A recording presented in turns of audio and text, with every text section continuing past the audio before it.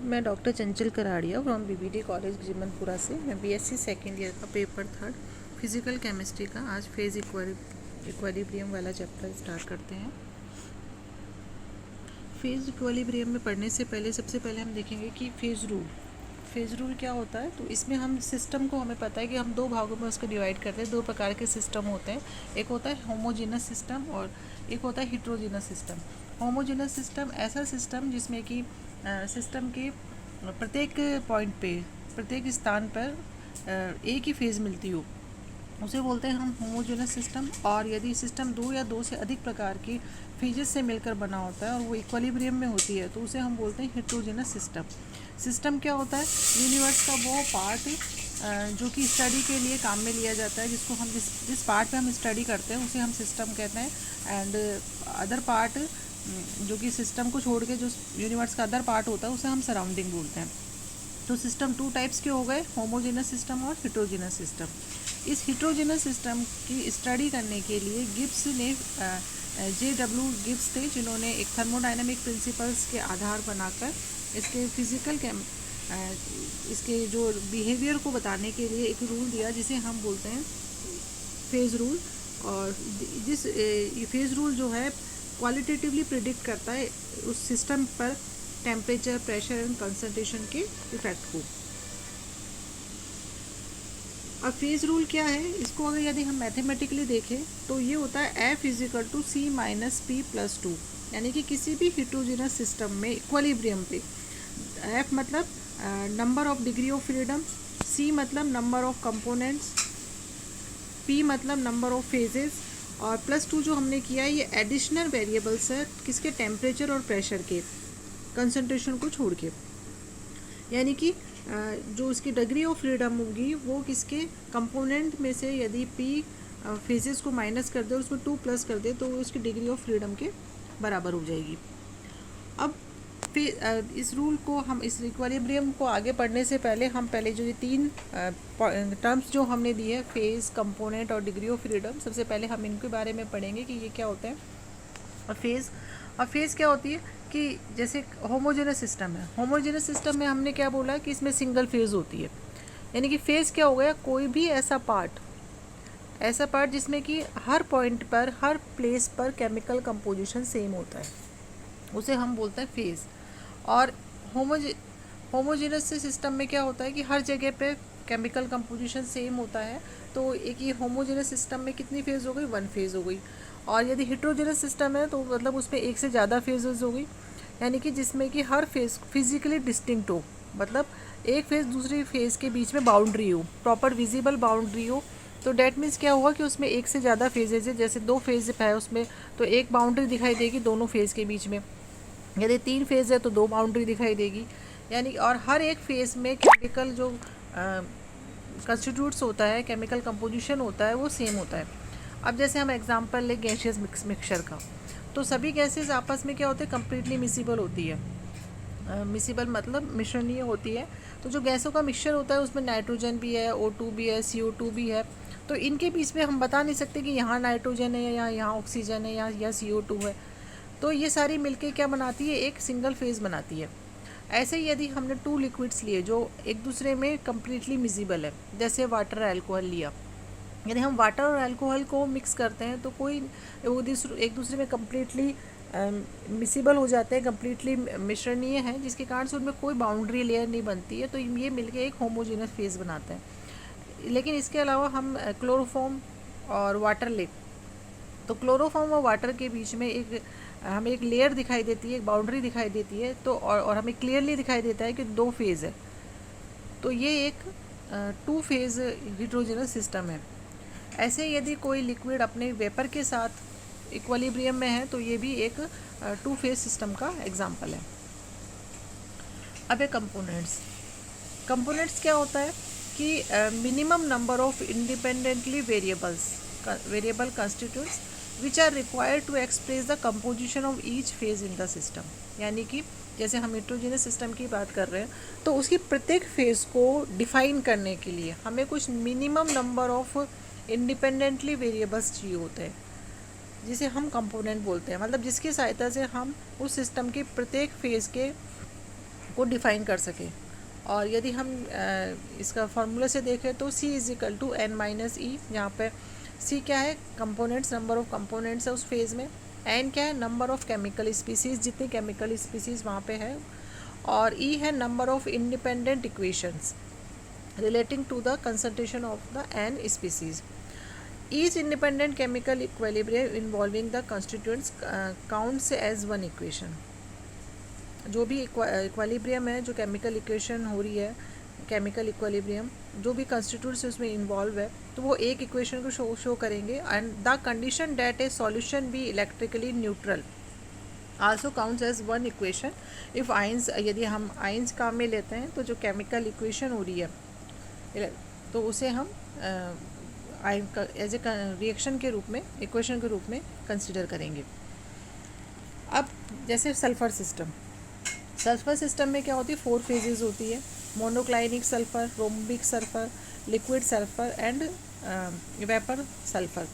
तो इन चारों का जो केमिकल कंपोजिशन है, मतलब 4 फेजेस हैं यहाँ पे, तो composition of each phase of the system can be expressed in term of sulphur. खाली हम सल्फ़र से इन चारों फेज का जो केमिकल कंपोजिशन है वो डिफाइन कर सकते हैं। डेट मीन्स क्या हुआ, ये एक वन कंपोनेंट सिस्टम हो गया। इसी तरीके से हम वाटर सिस्टम की बात करें, जिसे हम आगे डिटेल में भी डिस्क्राइब करेंगे, ये भी एक वन कंपोनेंट सिस्टम है, क्योंकि यहाँ पर भी 3 फेज़ मिलती है, लेकिन तीनों ही फेज़ को हम एक ही कंपोनेंट से H2O से डिफ़ाइन कर सकते हैं, तो ये भी एक सिंगल कंपोनेंट सिस्टम है।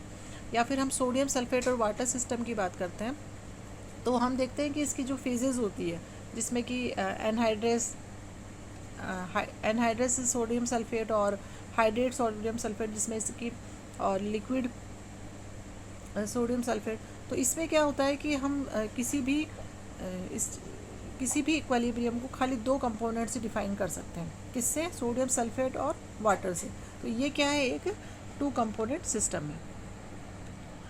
अब है degree of freedom. The degree of freedom क्या है, it is the minimum number of variables factors such as the temperature, pressure and concentration which should be arbitrary fixed in order to define the system completely. किसी भी system को completely define करने के लिए minimum number of variables, temperature, pressure या concentration की ज़रूरत पड़ती है। या तो तीनों की ज़रूरत पड़ेगी, या 2 की ज़रूरत पड़ेगी, या 1 की, उसे हम डिग्री ऑफ फ्रीडम बोलते हैं। सपोज करो कोई सिस्टम हमने लिया, जैसे गैसेस मिक्सचर लिया हमने N2 और O का, जिसमें 50-50% है दोनों। तो इस सिस्टम को हम कम्प्लीटली डिफाइन करने के लिए हमारे पास 3 वेरिएबल्स होनी चाहिए, टेम्परेचर, प्रेशर और कंसंट्रेशन। अगर हम इन तीनों को स्पेसिफाई करेंगे तभी हम सिस्टम को डिफाइन कर पाएंगे। तो यहाँ पे क्या हो जाएगा, डिग्री ऑफ फ्रीडम कितना हो जाएगा, 3 हो जाएगा। अब इस फेज़ रूल का क्या कंक्लूजन निकला कि यदि किसी भी सिस्टम में नंबर ऑफ कंपोनेंट्स ज़्यादा है तो वहाँ पर ग्रेटर डिग्री ऑफ फ्रीडम भी ज़्यादा होगा उस दी हुई फेज़ के लिए। यदि नंबर ऑफ फेजेस जो है वो ज़्यादा है तो डिग्री ऑफ फ्रीडम कम होगी। मतलब अगर फेजेस मैक्सिमम है तो डिग्री ऑफ फ्रीडम मिनिमम होगी। कोई ऐसा सिस्टम लिया हमने, जैसे हमने वो फार्मूला भी लिया था F = C - P+2, तो उसमें रख के भी देख सकते हैं। किसी भी सिस्टम के लिए डिग्री ऑफ फ्रीडम 0 हो सकती है, और लेकिन जो मिनिमम नंबर ऑफ फेजेस है वो 1 हो सकती है, और 0 तो हो ही नहीं सकती क्योंकि कोई ना कोई फेज तो प्रेजेंट होगी। तो यदि हम P की वैल्यू 1 रख दें, यानी कि मिनिमम है, तो F = मैक्सिमम आ जाएगा। तो एक कंपोनेंट सिस्टम के लिए यदि हम निकालें P मैक्सिमम, तो ये आएगा 3, 2 कंपोनेंट सिस्टम के लिए निकाले तो 4, और 3 कंपोनेंट सिस्टम के लिए निकाले तो 5। मतलब क्या हुआ कि डिग्री ऑफ फ्रीडम मिनिमम कितनी हो सकती है, 0, और नंबर ऑफ फेजेस मिनिमम कितने हो सकते हैं, 1। तो इनकी वैल्यू रख के हम मैक्सिमम डिग्री ऑफ फ्रीडम और फेजेस निकाल सकते हैं। अब इस फेज रूल के क्या क्या एडवांटेज हैं।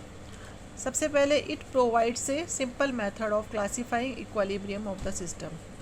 मतलब हिट्रोजेनस सिस्टम के इक्विलिब्रियम पर उसको क्लासीफाई, स्टेट को हम क्लासीफाई करें, उसके लिए एक सिंपल मेथड देता है।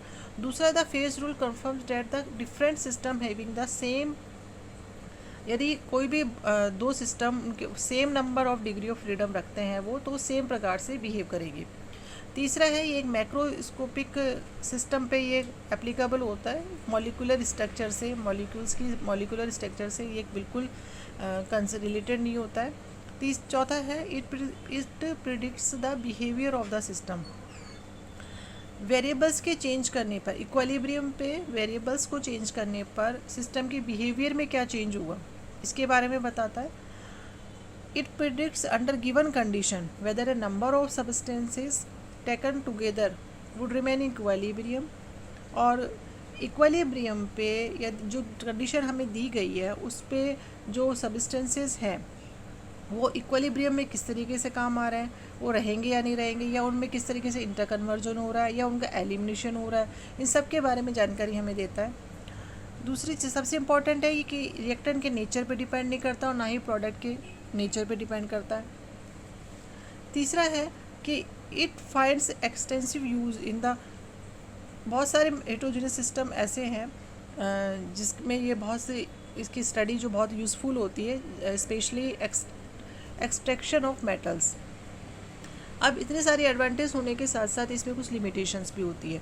The phase rule is applicable only heterogeneous system. जो सबसे बड़ा इसका ड्रॉबैक है कि ये सिर्फ हेटेरोजेनस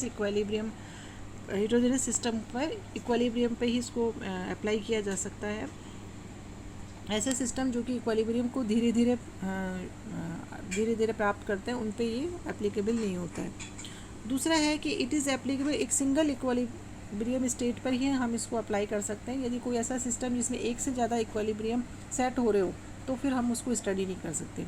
तीसरा है in Gibbs phase rule various variables are temperature, pressure and composition के बारे में तो ये बात करता है। 3 वेरिएबल्स के बारे में इसने बात करा, लेकिन नो अकाउंट इन इलेक्ट्रिक और मैग्नेटिक इन्फ्लुएंस के बारे में ये नहीं बताता है।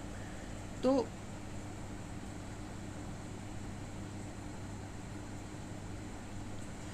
एप्लीकेशन ऑफ, अब हमने पढ़ा है कि इसके एडवांटेज क्या है, फेज रूल क्या है, इसके एडवांटेज क्या है और लिमिटेशंस क्या है। अब हम पढ़ेंगे इसके एप्लीकेशन में हम सबसे पढ़ेंगे one component system. One component system में क्या है कि हमने इसका मैथमेटिकल एक्सप्रेशन पढ़ा, क्या था, F = C - P + 2। अब वन कंपोनेंट सिस्टम मतलब C = 1 होगा, तो C इज और मिनिमम नंबर ऑफ फेजेस कितनी हो सकती है 1, यानी कि मैक्सिमम नंबर ऑफ जो F है, डिग्री ऑफ फ्रीडम है, वो कितना होगा 2। इसलिए all one component system can be completely describe graphically by stating only 2 variables. इसको डिस्क्राइब करने के लिए काफ़ी है, कौन सा, टेम्परेचर और प्रेशर। अब इसमें हम पढ़ेंगे, एक तो वाटर सिस्टम पढ़ेंगे और एक सल्फर सिस्टम पढ़ेंगे। तो सबसे पहले हम वाटर सिस्टम को हम यहाँ पे डिस्क्राइब करते हैं। It is one component system. Water exist in 3 possible phases. हमने पढ़ा था कि वाटर की 3 फेजेस मिलती है, ice, solid, water, liquid and vapour, gas, steam. तो दीज 3 सिंगल फेजेस में फॉर्म 4 पॉसिबल इक्विलिब्रियम बनाती है। क्या, सॉलिड से लिक्विड, लिक्विड से वेपर और सॉलिड और वेपर। और चौथी होती है जिसमें कि सॉलिड, लिक्विड, वेपर तीनों ही एक दूसरे के साथ इक्विलिब्रियम पे होते हैं। अब इसका हम फेज डायग्राम देखें। अब फेज डायग्राम क्या होता है, ऐसा डायग्राम जो कि टेम्परेचर और प्रेशर या मतलब वेरिएबल्स की निश्चित टेम्परेचर पे कौन कौन सी सिस्टम कैसा बिहेव करेगा, कौन कौन सी इसकी स्टेट मिलेगी, उसके बारे में हमें डिस्क्राइब करता है। तो यहाँ हमने ये दिखाया है कि ये फेज डायग्राम है वाटर का। इसमें हम देख रहे हैं कि हमने प्रेशर और टेम्परेचर के बीच में ग्राफ प्लॉट किया। प्रेशर को हमने एक वाई एक्सिस पे लिया और टेम्परेचर को हमने एक्स एक्सिस पे लिया है। 3 तरह की लाइन हमें दिख रही है, ओ ए, ओ बी एंड ओ सी। ओ क्या है, यहाँ पे ट्रिपल पॉइंट है। सबसे पहले हम ग्राफ्स को यहाँ पे डिस्क्राइब करेंगे।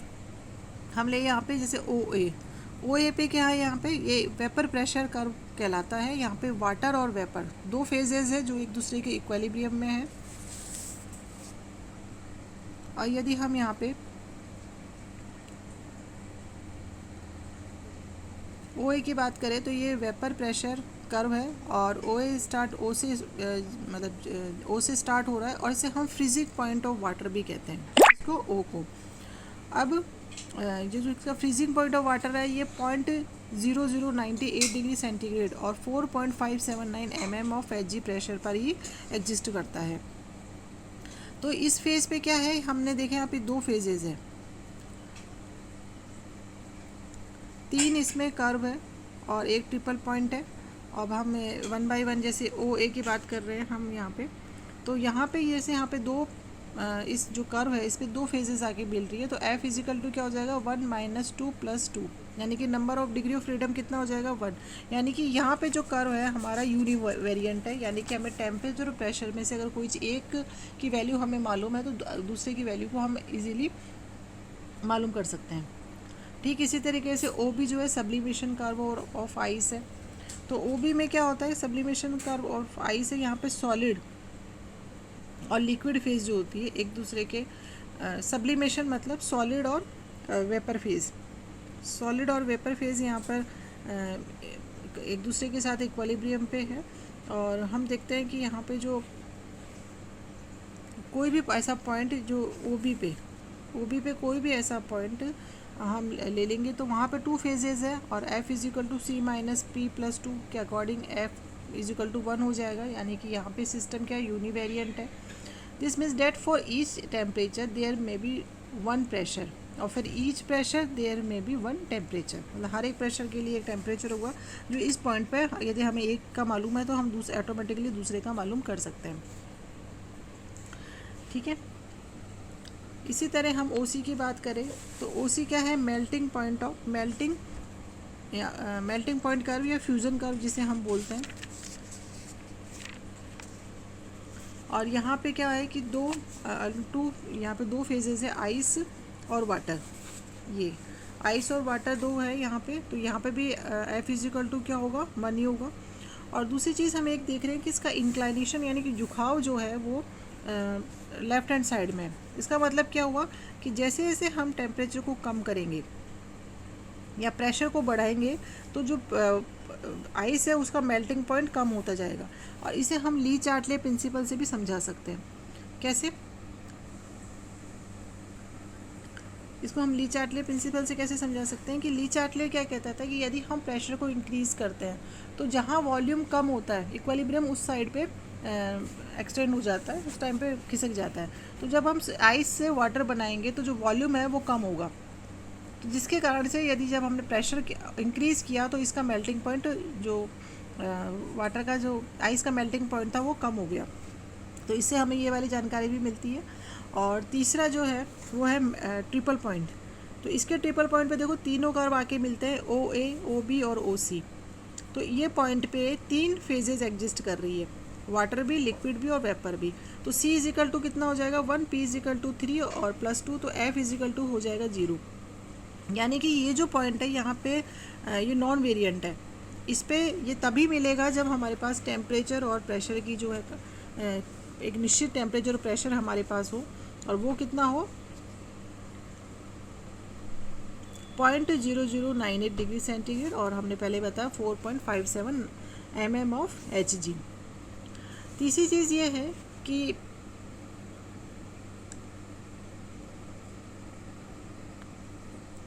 हमने देखा कि जो हमारा जो बॉइलिंग पॉइंट है, बॉइलिंग पॉइंट जो ओ बी पे है, हमारा बॉइलिंग पॉइंट ओ ए पे है। तो हम देख रहे हैं कि यहाँ पे जो इस सिस्टम में हम देखो कि यदि हम ओ ए क्या है हमारे पास,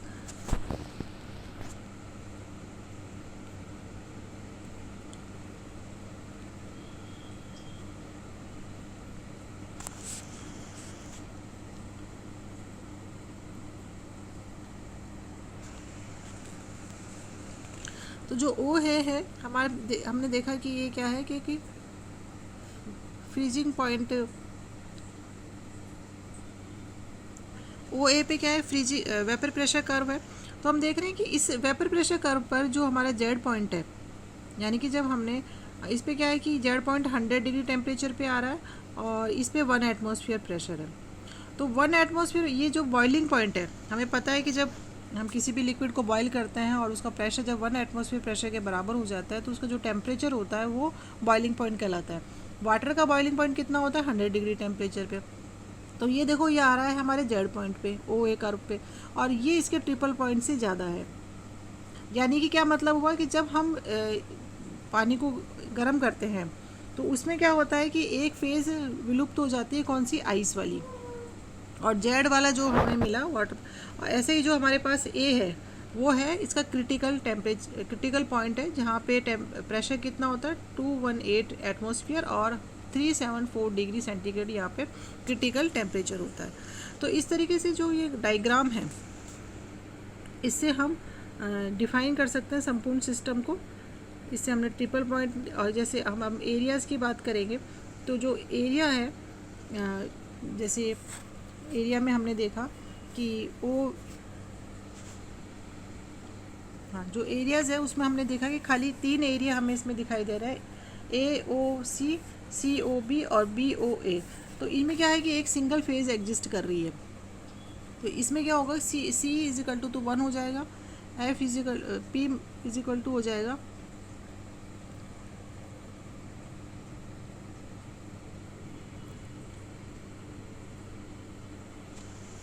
तो हो जाए।